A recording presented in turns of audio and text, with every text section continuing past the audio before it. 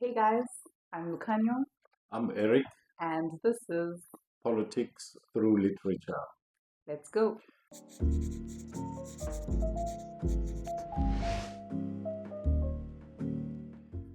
Welcome, and today we're talking about a very interesting book by Vijay Prashad. It's called Washington Bullets, and we're going to delve a little deeper into understanding where this title, Washington Bullets, comes from. And Vijay did quite a lot of research, and after reading this book, one tends to have a much clearer understanding of geopolitics and probably even why the guns have never been silenced. So, this title, Washington Bullets, what does that mean exactly? What are these bullets? Well, these bullets are the weapons, um, and I dare say, even written in the manual, that the USA uses to sabotage the aspirations of people, oppressed people across the world. Maybe a small, slight background to the story in the Washington Bullets is that throughout history, human beings have always cherished their freedom and their land and their mineral resources and this whole uh, new words like food security. There's nothing new about food security. People have always made sure that they have food security, either by being nomadic, either by moving according to weather conditions in any particular part of the world. But then, of course, with the advent of colonialism, um, the battle shifted to land, as we very well know that the biggest beneficiaries of colonialism are the colonizers and not the natives or the indigenous people. So Vijay Prashad takes us through that history and has very, very good um, historical examples of how it was done. And there's a lot that we're going to talk about today around this Washington Bullets. Okay. So, when he says bullets, I assume we're not talking about literal bullets, right? We're talking about actually very subtle maneuverings, very subtle tactics Yeah. that they use create these, to create a lot of instability in the developing world. How do we say it? The Yeah, global south. right. And I don't know, from what he describes, how would you classify these bullets? How would you describe them? I'm more than happy to share with you, and I've made a few notes. And some of the bullets that he refers to is how do they come in and ferment uprising in a country. Um, it's yes, the bullets, the real bullets fired from a firearm, from a rifle, Mm, are some of the uh, tools that are used to subjugate and colonize and even disrupt uh, any country's plans to advance themselves, be it in education, in medicine, farming, and so forth. So some of the bullets, and I'll explain a bit around that, is lobby public opinion. So what VJ goes on to explain by saying lobby public opinion is you'll find a country that is at peace with itself, it's at peace with its leadership, and more of the time, most of the time, the leaders who are pro people, pro poor, and seek to nationalize, and this is one of the ways that the global north does not ever want to entertain. The moment you say we're going to nationalize, It's over for they you. see all the big corporations that come from the USA being kicked out of that country and the people taking ownership of their resources. Now, um, lobbying public opinion becomes a cornerstone. First, you have to make the people in that particular country to start hating, or maybe not even hating, turning against their own leaders, seeing the actions of their own leaders as counterproductive. That's the first bullet that he talks about. And then the, yes, Yeah. please. So before you go on, that's that's quite interesting because there was a word that I was trying to find yesterday when we were watching that documentary on Vietnam. It's psychological warfare. Correct, So the use of propaganda, of any material to influence public opinion. correct, And America has done that really, really well. And you see it amongst their citizens, this thing of them being against socialism. You know, people, as soon as you say, so nationalize is one of them, you know, as the government, they fear any politician from the global south, from Africa, from Latin America, saying, okay, we seek to nationalize. But there's another thing that they've done in really well is injecting into their citizens this hate, this fear of the word socialism. So you correct. hear these Americans saying, we're against Marxism, we're against socialism, without even understanding what that means. So why do they want that? Can you explain to us, to the audience, what is it? I mean, of course, it's seeded from, you know, this anti-communist mandate that they've been driving. But what what is so dangerous about socialism to the American structure? Not just the American structure, but the elitist capitalist structure. What is so dangerous about it? The first port of call on answering that question would be, do they know what socialism is all about? The first thing. And most of them, I dare to say, don't. When you are indoctrinated, you're brainwashed into believing that something is bad, and you're not going to interrogate, take time to interrogate, study diligently, why is it bad? I would even go as far as saying, before free market economy, Africa was a socialist continent. South America, the global South by and large, was socialist. The way the economies were run, the way people came together to assist one another, that's socialism. Social. It's about others. So you work with other people to advance yourself and to advance as a group or as a society, as a community. Now, uh, turning public opinion would dictate that the one other tool in the last 300 years or so, maybe 200 years even, is the public opinion. How do you then change public opinion? People are scattered all over. There must be a tool that you can use to get to each and every one of these people. And now with technology, even before the newspapers, the elites will take control of all sources of information.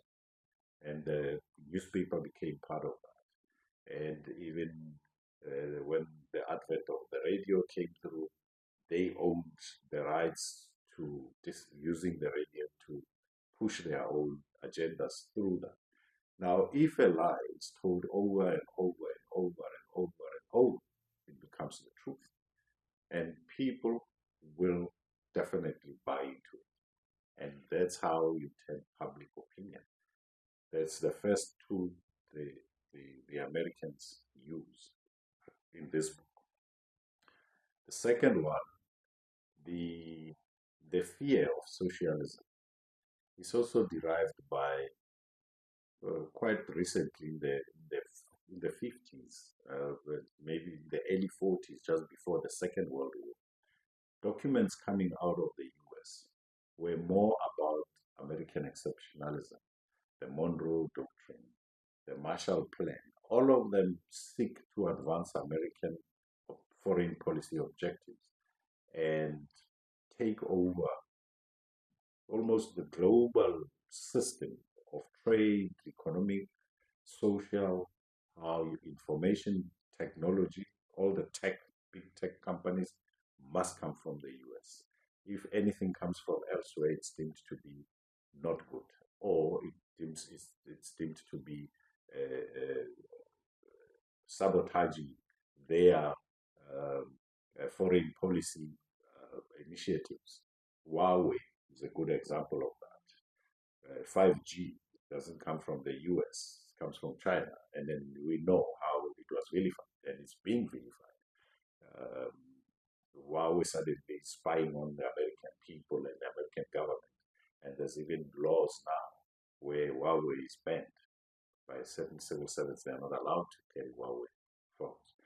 So it's just one part of those bullets that the US uses. And then it goes on to say, appoint the right men on the ground. That's the second one. And appointing the right men on the ground means that the USA will not generally appoint an ambassador that will have the best interests of the people where he's been stationed, the country where he's stationed. Every American ambassador is doing American bidding for the American interests and nobody else. John Pilger, he calls them the graduates of the American School of Terrorism. Yep. Which They yeah, I are think that really, really, really good at that thing. And then, in fact, if I may, allow me, I want to quote on page 37.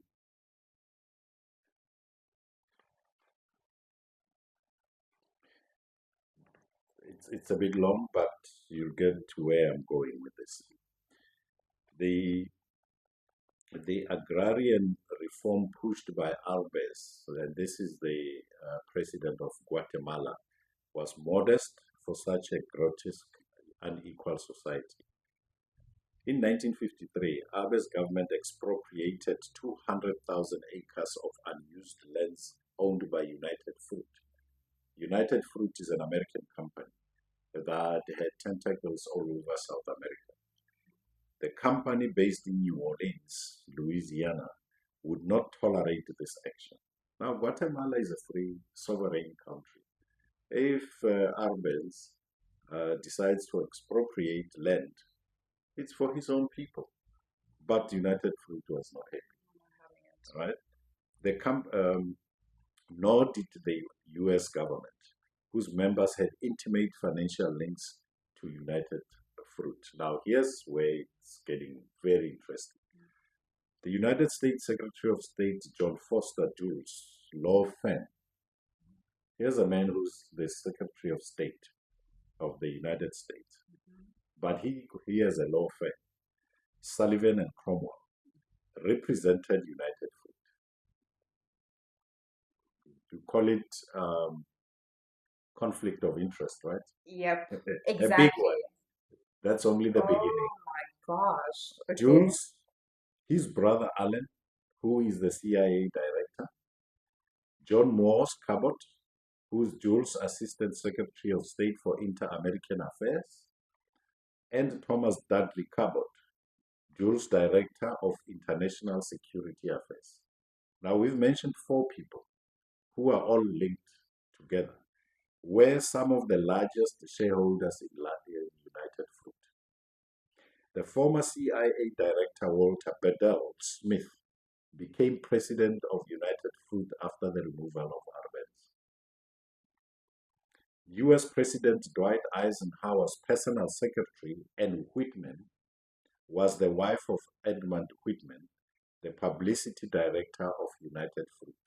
So we have this cohort of business owners in America that are actually sitting in public office, yes. that are ministers. Yes, directors of the CIA, the undersecretary of this and that. Their action was not merely on behalf of US imperialism or of the capitalist class. It was also for themselves. That says a lot. as you move on and read further into the book, and you see the interconnectedness of the elites, that it's not only about American interests, but it's also about personal interests. 6, 7, 8 names that we just mentioned in that quote, in that paragraph, all of them are linked to United. Personal secretary of the president, the CIA director, the undersecretary of this, the law firm, and all of that. So that is basically how it's always been. The third one is make sure that the generals are ready. And which generals? Yeah, which generals? Not American generals. They're always ready. They're always ready. They have the dollars supply them with all the military hardware they need. It's the generals in the targeted country that must be bought. And it goes on to give very telling and harrowing examples of even one general who was working at an ex-general who was working at a furniture shop, who had a $30,000 retainer from the U.S. government while working at a furniture shop, and went on to be the leader of Guatemala. They called him back, and then he led the uprising against Chavez and went on to become the leader of Guatemala. And yet they knew that he was weak in some areas. He once sort of halfway betrayed them, but he eventually became the leader of Guatemala. Went on to say, if I have to make Guatemala a graveyard to pacify the people, so it shall be. Became very ruthless. The fourth, on the manual, make the economy scream. So, when you make the economy scream, according to this, it's what we would call sanctions. You don't get loans. You have your American companies, your Standard and Poor and Moody's, who grade you from this grading to gray and to. So this negative grading by these companies seek to achieve a number of objectives. One of them, you don't get access to loans. If you want to buy aeroplanes for your national airline, your SAA or Air Qatar or Air Kenya, you won't be able to get loans from the American-owned World Bank and the IMF to service your needs in the country because of sanctions. And who determines your suitability would be American companies, Standard and Poor's and Fish and all of those. Who did you say is always an American director? Which company is that? Which organization was the IMF that you said? They always have an American director. Yes, the Americans decide who is going to They lead decide who. Yes, and the World Bank is always headed by an American, and the International Monetary Fund, the IMF, is always headed by a European. Can never be anyone from the global south, and has never been anyone from the global south. They also decide who will become the Secretary General of the United Nations. It's ridiculous. And I get there could be the argument that, okay, but they fund these banks the most. But even that doesn't make sense because where do they get their money from anyway? They get the dollar from robbing the poor countries. Exactly. And so the dollar that funds your United Nations, your World Bank, your IMF, it's the money from poor people. United Fruit did a major contribution because they own to 80% of the Guatemalan land at some point. So basically, the overall goal is to always have the global south, these countries rich in natural resources, to eat from their hands like this. Oh yes, absolutely. So then the ability to gain access to loans is completely eroded. and then food prices go up. And when they go up, obviously, it speaks to the first one, public opinion. You remember, lobby public opinion. It's exactly.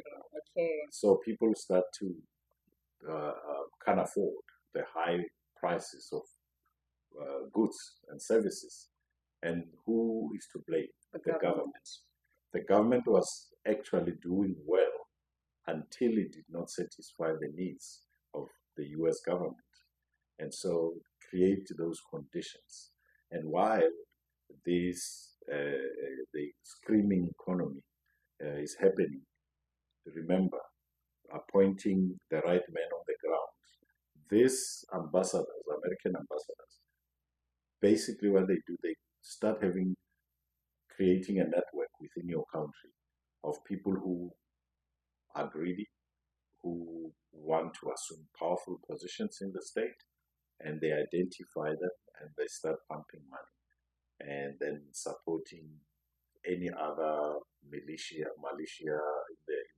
in the country and pumping weapons to them to start an uprising in that country. And that's how they achieve this. And you can see throughout in the book Washington Bullets, as Vijay has eloquently put it. Would you say Zimbabwe is a classic case study of that? I mean, we point at Mugabe as, this so-called tyranny, as the West like to portray him as. But is it probably because we don't really have the names to match who's actually creating all of this, fueling this public opinion? Correct. We only have the name Mugabe, when in fact you explained to me that he was the one who said, okay, actually we want the land to be ours. That's what we want. There's a beautiful, I would say, similarities with our base in Guatemala. He expropriates 200,000 acres of land, and then they don't like it. Zimbabwe had Mugabe visiting Britain many times, has met the Queen a number of times, and I don't know, probably 3, 4 British prime ministers, all that he wanted, and as they had promised him that they would fund the expropriation of land in Zimbabwe to take it back to the Zimbabweans. And he wanted to fulfill that promise to his people, but they never made the funds available. And of course, he lost patience. And what did he do? That he expropriated the land without compensation. He was fair. The British government said, we'll give you money to buy the land from the white farmers. And you can see that relationship. Black lives don't matter and white lives matter in this case. And the white land ownership matters when it's time to expropriate. That even Britain steps in to say, we'll give you money so that their kith and kin in Zimbabwe can at least get something out of that land, some form of financial payments, restitution. They never fulfilled that promise. And Mugabe expropriated the land. And then what happened? The same tools kicked in. Public opinion, and then they funded your Morgan Tsvangirai with his political party, MDC, which was funded by the West. Exactly the same tools were used in Zimbabwe. The economy was decimated. The what do you call them? Standard and Poor's and Fitch downgraded Zimbabwe's economic standards, and they couldn't access loans. And then the economy was, Zimbabwe is one of the most sanctioned countries in the world, probably after Iran and Russia. So, and we don't know that. We don't realize that actually because our media in a financial prison exactly, right now. Exactly. Sure. Okay. So all of those are tools, and as we just highlight them through the VJ, and then the other one is diplomatic isolation that they use. We need not say more. And then the sixth one is organized mass protests. And you know, when you see that, don't look at what the protesters are saying, or rather look at what the protesters are saying, the placards, the boards they are carrying, and ask yourself, is that a true reflection of their anger? And if it is true, where does it come from? What influenced that? You see, we have organizations like the American Endowment for Democracy that will infiltrate certain articles in the local media in a very subtle way of turning things around. And as South Africans, proudly so, we have your Daily Maverick and your Mail and Guardian. When you look at the Mail and Guardian, it was a left. It was on the left. It was with the people earlier on. But when you follow it, you can see that it's pivoting towards the right. It's more speaking Western ideology than your local South African ideology. When they talk corruption, it's black people. But are white people not corrupt? White companies, white CEOs not corrupt? They are. But we've been made to believe and only look at civil servants, your government officials, your ministers. But do we look at the private sector, which is still owned by them? No, we don't. Because the media has worked us in such a way that we become blind to the realities of the ground. So, with this feeding public protests, is the goal to turn civilians against their governments? What is the goal? To distract? How? What is the end goal? Usually they would have already set someone up that when this protests with civil unrest in the country reaches its pinnacle and the incumbent or the sitting government of the time is kicked out through popular uprising, there's already someone who is pro-American who's going to assume the leadership role in the country. And what they do when they get in there, they just hear all the contracts from the previous government and then bring in new contracts that favor Western companies to take over. Okay. And that's how it's one of the tools that they use. So with public protests, though, what is that? So what is it called? The organizing public protest. yes, So it's to get the civilians against their government so they can step in yes, and wipe out yes. previous. Okay. The power lies with the people. And if you can turn the people against their own leaders, then you have won part of the battle. Okay. It's definite because there will be so much chaos. You look at Haiti. Haiti has never had peace. You look at the DRC Congo. It's not the civilians with the DRC Congo. It's more about the what so-called rebels or terrorists that are funded by the West. And you look at some of the organizations that are running around, your Boko Haram, your Al Qaeda. Who funds these people? Where do they get the money? You know, and dare we even say that the damage created by the Americans are not aware of what their government is doing in foreign lands. Americans have never experienced foreign boots on their ground, foreign soldiers in America, not even once. They have no idea what war looks like. They have no idea what hunger looks like. When children don't have food today, they have no idea. Hunger when you have no fear of a tank and rain coming from F-16s and other fighter jets raining uh, bombs on top of your head, destroying the infrastructure around you, is different. It's hunger with peace. Now, if you, it's a double whammy. It's hunger, it's bullets, and women are being raped. There's no fresh water. There is nothing. It's different. So it's very, very deep. It's conceptualization.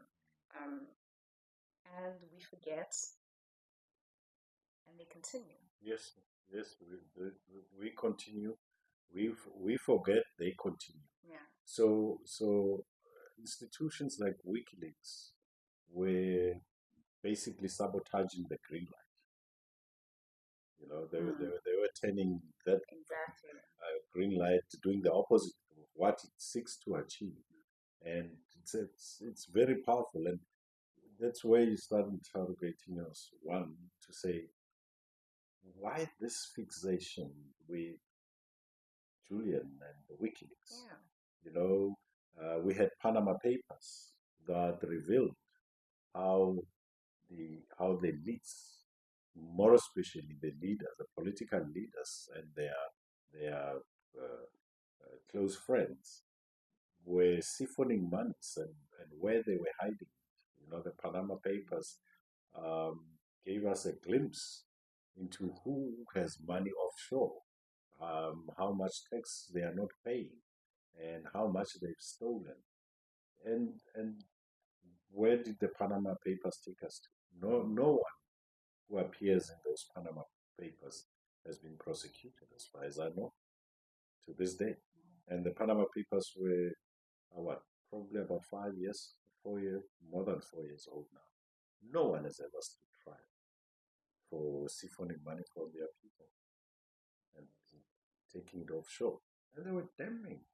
The evidence there was damning.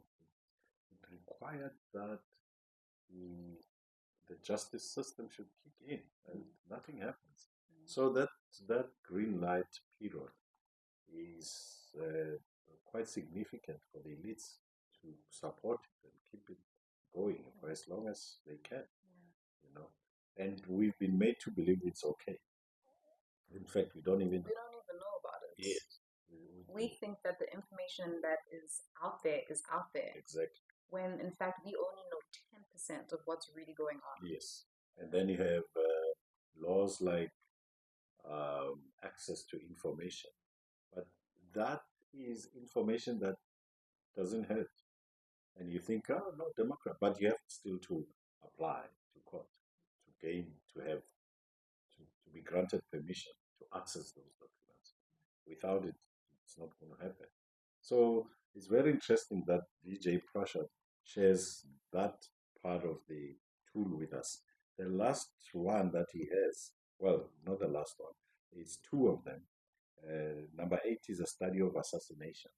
It's a 19-page document written in the US in 1953 that basically says that the behavior, let me put it that way, rather, the behavior of the US towards its own actions. They are hard nosed about it, they're going to do it, they're going to kill people.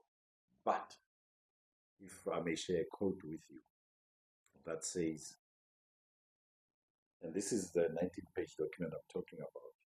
In the CIA files on Guatemala is a chilling 19-page document with a simple title, A Study of Assassination. It goes on to say, quote, no assassination instructions should ever be written or recorded. Says the study decision must be made in the field and kept there. There is a list of tools that can be used in an assassination, from hammers to kitchen knives. Anything hard, heavy, and handy will suffice.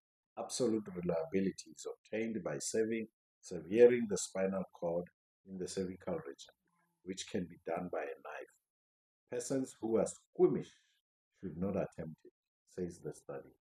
So there they just give us handheld, an example of handheld tools that can be used in an assassination. Assassination can be mass assassination using tanks, self-propelled howitzers, all the fighter jets dropping bombs into villages and cities and towns. That is the same. The objective is to kill and kill as many people as you can. And where it's targeted to an individual, a bullet will be used, which means it will be a gun, a rifle, or a knife, or a hammer, or poison.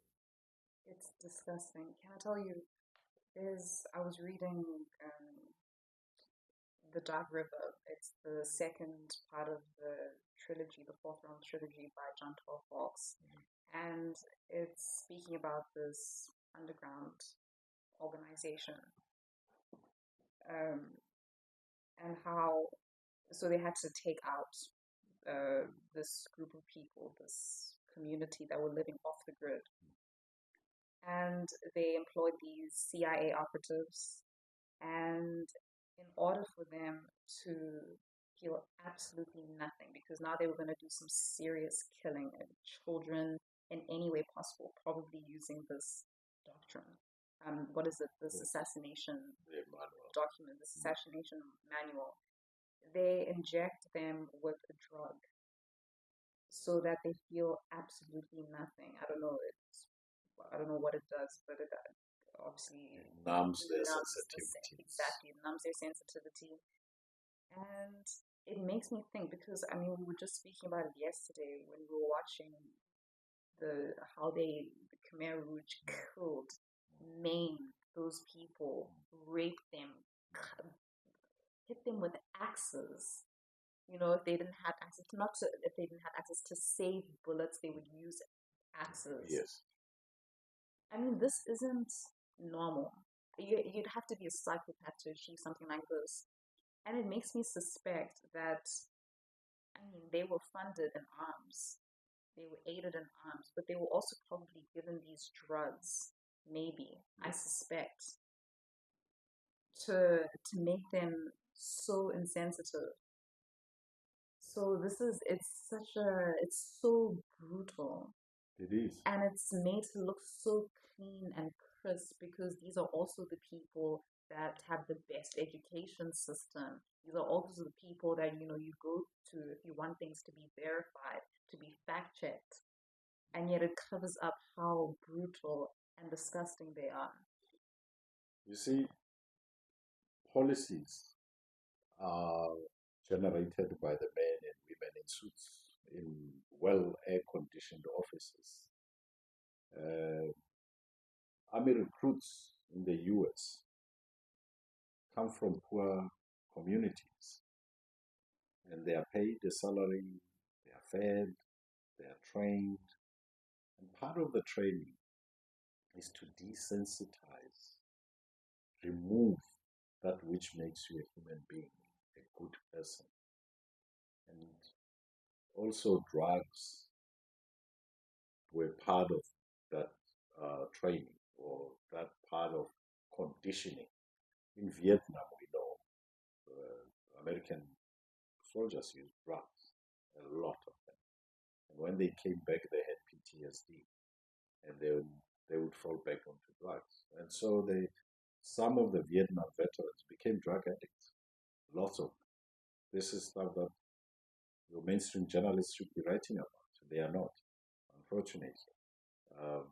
Today, no one talks about the surviving Vietnam veterans. And what were they doing in Vietnam? Defending democracy, right? Whose democracy? Who are you killing while you are defending democracy? But going back to what you just said about the mass mind control, you know, a lot of people say common sense. Nothing is common to everybody.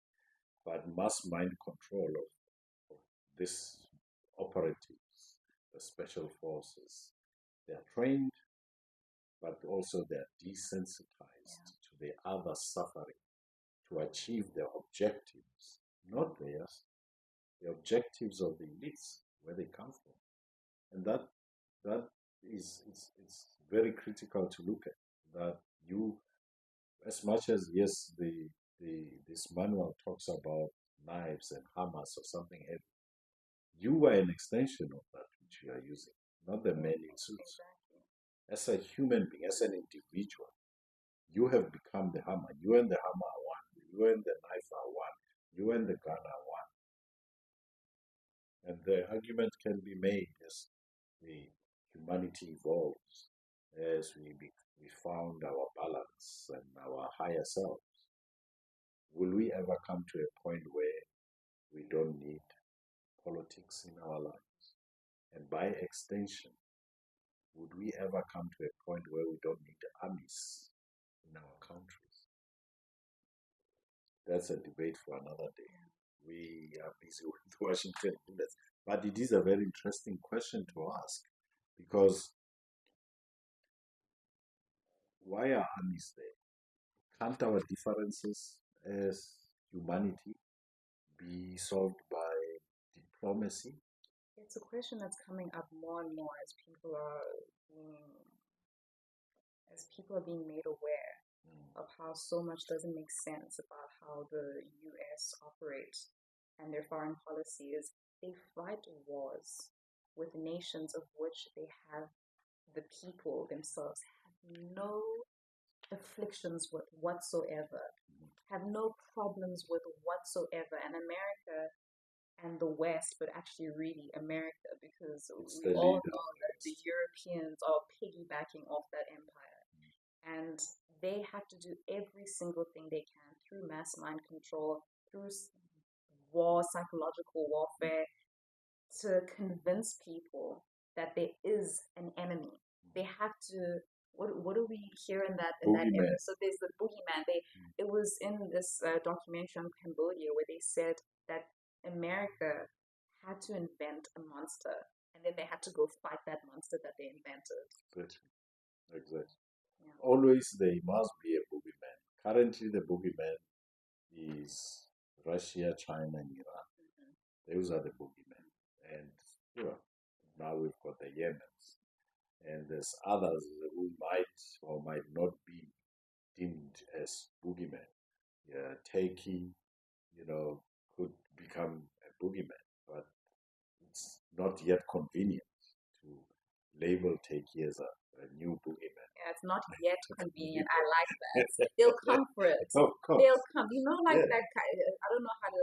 This is my analogy. You have someone in a relationship. Maybe it's the man, probably, and he realizes, okay, this woman doesn't need him anymore. So he tries and makes every little problem in his life and say, I think you need my help for this. I think you need my help for this. I think you need my help for this. Yes. Trying to show their relevancy. Exactly. But it's not the case at all. No. North Korea is another boogeyman, And so it's very interesting that you have, this labeling. And as earlier we pointed out, liberation movements were once terrorist organizations. And when you realize, or Washington realized that the march towards freedom and liberation and is unstoppable, they start finding ways of how to bring these liberation movements, toning down their harsh rhetoric about them, and then saying, we will work with you. This is what you need to do. The first port of call, in the case of South Africa, dismantle your nuclear capabilities. Because, race matters. Africans are not allowed to have nuclear weapons, but others may have them. You see, we would have been the first country in South Africa to have nuclear weapons, but the first port of call, when they realized that the ANC was marching towards that light called freedom, they were concerned about nuclear weapons. So no, you'll get your freedom. But first, there's this little matter that we need to take care of. You see. And then the second one would be, you come in, you want to nationalize. Because freedom fighters have the best interests of their people at heart. They know that by nationalizing, they are owning their own wealth. The SOEs, the land, the banks, and that was also the second point. You cannot nationalize. Should Mandela have nationalized as they wanted, South Africa would have been subjected to sanctions, and the new incoming ANC government, dominated by the ANC, would have been seen as a terrorist government, a junta, or violator of human rights, which is one of the most They love that salvo one. they throw. Yeah. Once they say you violate human rights, you know They that love they it. have you in their crosshairs, and you're not going to escape that. That was the language used against Mugabe and Muammar Gaddafi and Patrice Lumumba. You violate you don't respect your human rights. Those are the things they talk about. Now we move on to the next one, which is deny. And Vijay gives us um, a tour of this deny, or deny. And on this deny, you've got a few of the critical words that they use. The moment you stand up and point out what is going on, they say conspiracy theorist. You are a conspiracy theorist. You see shadows where there are no shadows. There's no shadows. You are a conspiracy theorist. And Vijay gives us a nice thing here, which I can share with you.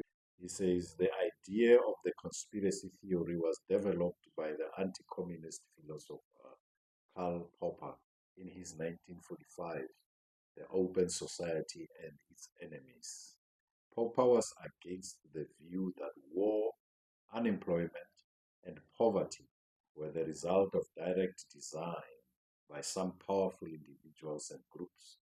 Theories of society, such as Marxism, which attempted to understand the social mechanisms of war and unemployment, could be softly dismissed as merely conspiracy theories.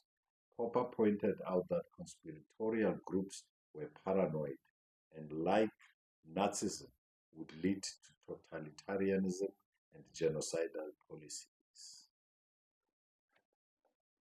You know, that's actually funny because when you say that someone's a conspiracy theorist, you're dismissing them. Like, come on, you're dismissing, you know, this lunatic, Yeah, and yet they're afraid there's of no substance to what you're saying. exactly, but they're afraid of Yeah. the conspiracy theorists because they lead to the what the communists, Yes. the regimes that threaten to take over The truth coming out. exactly. And that truth is a conspiracy. So it's a form of gaslighting, saying, okay, no, what you're saying is complete nonsense, when they Yes. know very well that this is not nonsense at all. At the same time, they are doing exactly what you are trying to highlight. But on the flip side, Exactly. they fight for dominance in your society, in your country. They fight, and in the most brutal way, because they are not trying to extricate themselves from an oppressor. They want to oppress you for the benefit of the corporate world back in Washington. As we earlier pointed out, the connection of so many people with United Fruit, from the president's office in the Oval Office, Eisenhower, personal secretary, the husband of this, the undersecretary, the secretary of the director of the CIA, all of these people are linked. So when you try to free yourself from their clutches, you are gaslit. But they want to do exactly what you are trying to free yourself from by oppressing your freedom of thought. In other words, if anyone says that you're a conspiracy theorist, take it as a compliment. Take it as them telling you that you haven't been brainwashed by the system. Yes. And then he goes on to say, look, under that deny, right? He gave us what do you call it, this document that says the open society and its enemies by Karl Popper, right? Then he goes on to say another one is linked to the deny is production of amnesia. So that production of amnesia um, seeks to make you feel overwhelmed and shrug your shoulders and say, you know what, it's okay. Yeah. I have no strength for this. End of the day, it doesn't affect me. Exactly. It's happening there. And it's so subtle that even amongst the general population, you come across a lot of our people who say, don't want anything to do with politics. But truth be told, politics determine the price of your bread. Politics determine how much you want to pay for your fuel, the clothes you have on your back, the rent you pay for your accommodation, electricity, everything basically. The things that the syllabus you learn in school good is derived, arranged, influenced by the politics. What you watch on TV, your Netflix shows. Exactly. That's all politics. It's all politics. It's all people who sit on boards and they have been given instructions. Exactly. What is suitable for the population and what shouldn't be suitable for the population at the same time. Now, when you say, I don't want anything to do with politics, you're actually politicking. It's so true. You're politicking. It's so true. Yeah, because your life is determined by politics. Yeah. You may be in finance, you may be a global banker, you may be a medical student, you may be an engineer. Everything that you have and are and will be is determined by politics. And it's also you're being complacent, and they need that. They need that. They need complacent individuals. Yeah. It serves their agenda. The less participants in the political space, the better for them. Their agenda keeps on moving ahead. You know, let's share again a small passage here that says the idea of freedom. It was a public relations coup for these words to be associated with the West. Every time the US talks freedom, they talk about the American president being the leader of the free world. Yes. So the free world is what? The global north. And the global south is not the free world, because we are fighting for freedom against them. Everyone in the global south is fighting against America and its allies.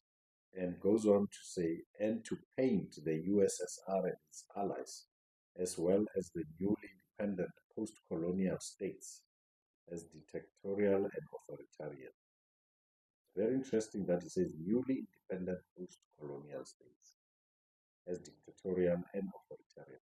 And to cite just one example, the first country to become free on the African continent was Ghana.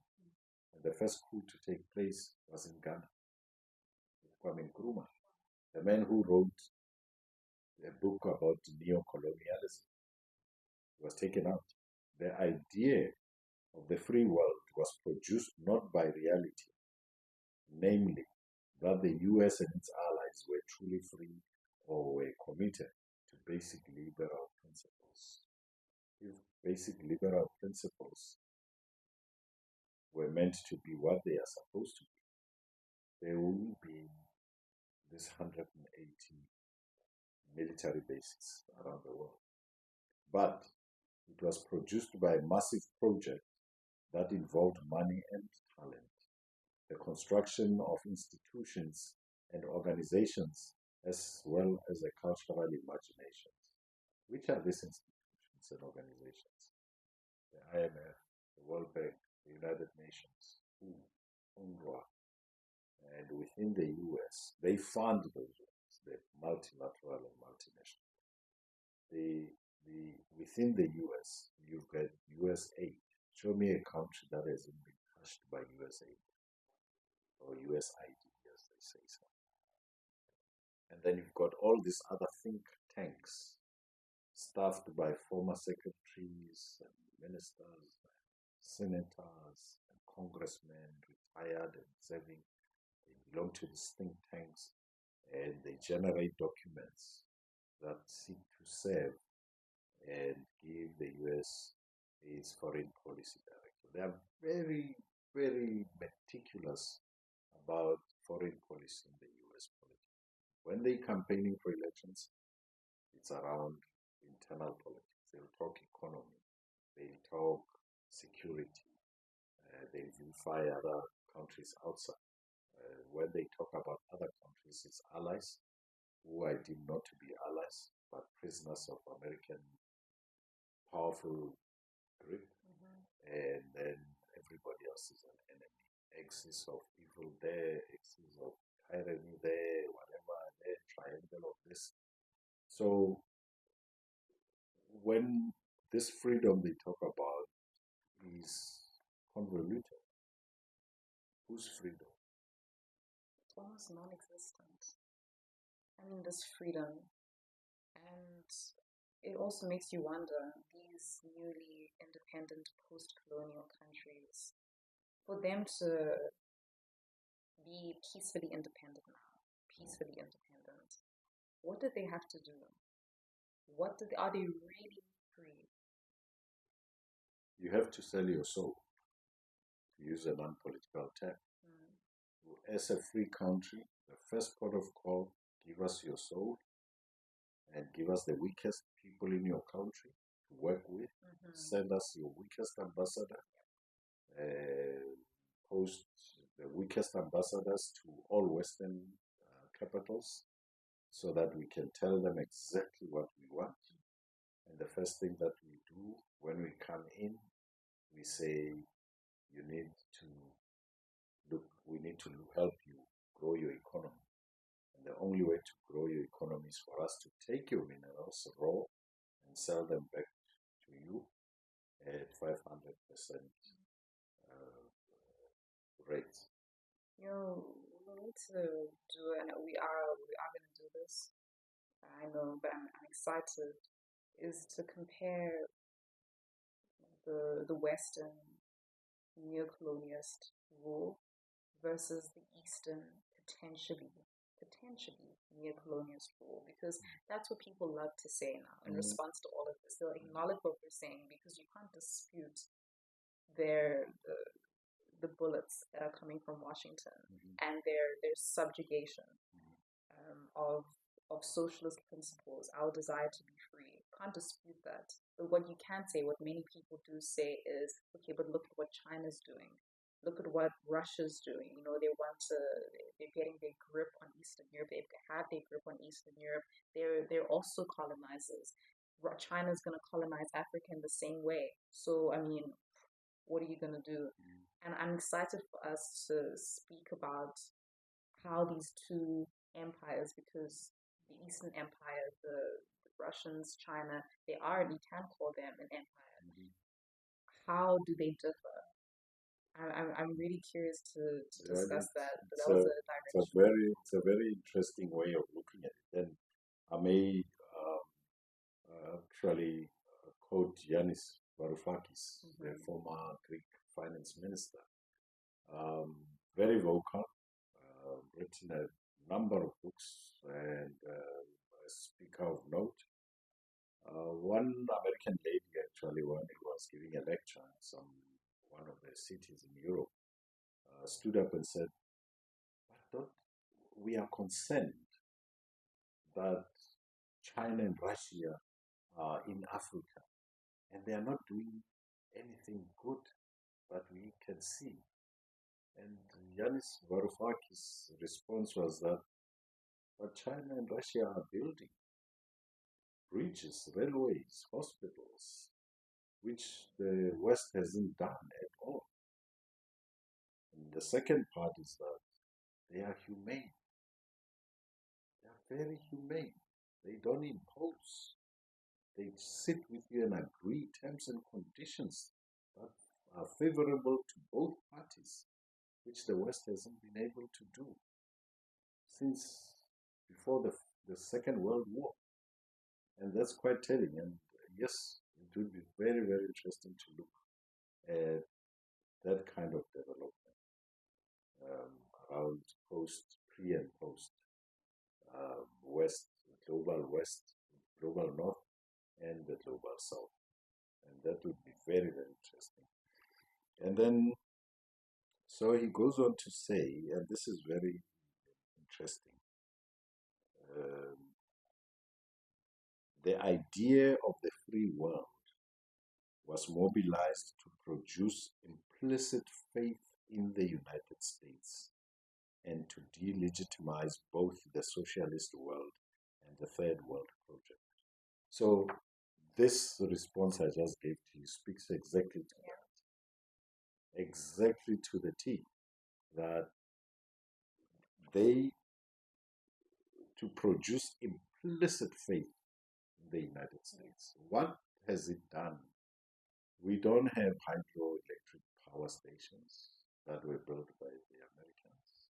We don't have railway tracks that were built by them. I've never seen any of them. Everything that has to do with railway post independence, the gaining of independence in Africa, has been built by the global South itself, the Chinese and the Russians and so on. Hospitals that we have on the continent were either built by the countries after liberation, and then now the Chinese have come in and they are building. What has the West done where they left? Some of them actually broke the infrastructure. We know that France poured concrete into all the infrastructure they were living in Mali and Burkina Faso.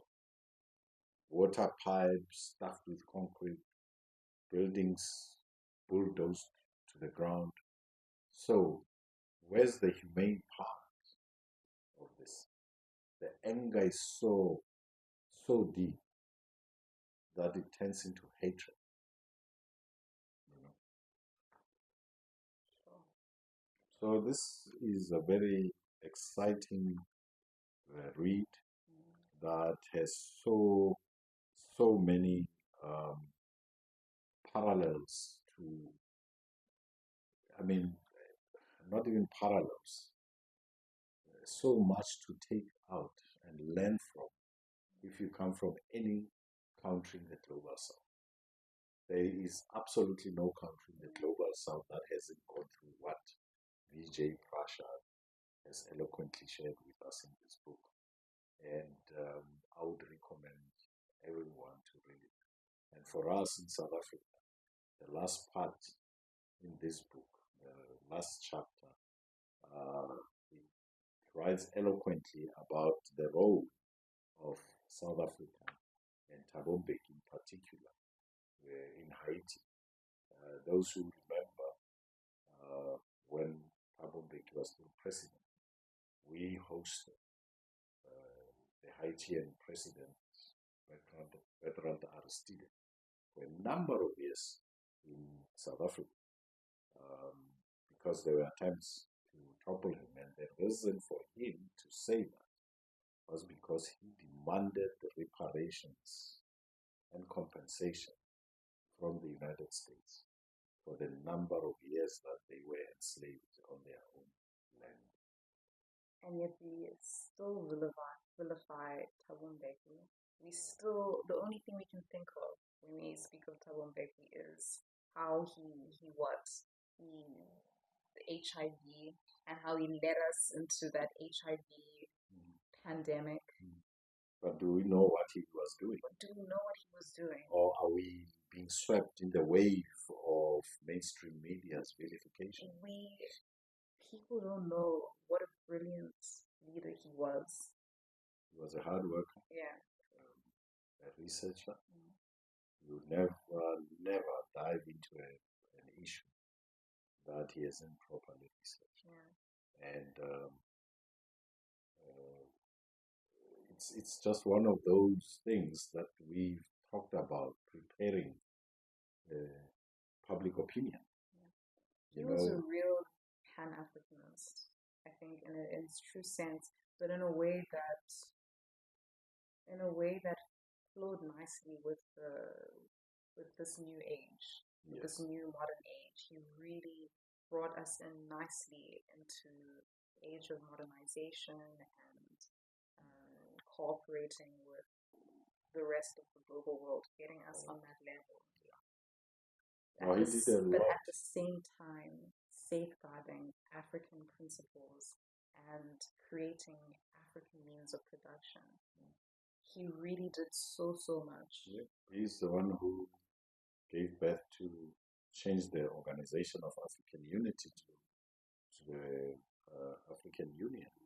He put us in BRICS. I mean, I'll never forget being so misled by someone telling me that it was Zuma who took us. And this is the thing about not knowing your facts, not doing your own research. I was told that Jacob Zuma got us into BRICS. No, it was during Thabo Mbeki's era that we got into BRICS. And it's crazy how this misinformation can just spread, because if I didn't verify, if I didn't fact check that, I would have just thought my whole life. Of course, we won the rights to host the World Cup during Thabo Mbeki's presidency.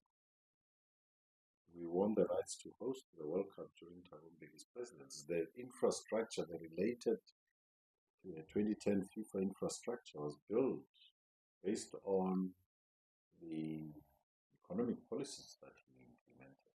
A lot of people disagree with what he did economically. There's gear, It's not but perfect. it's not perfect. No leader is perfect.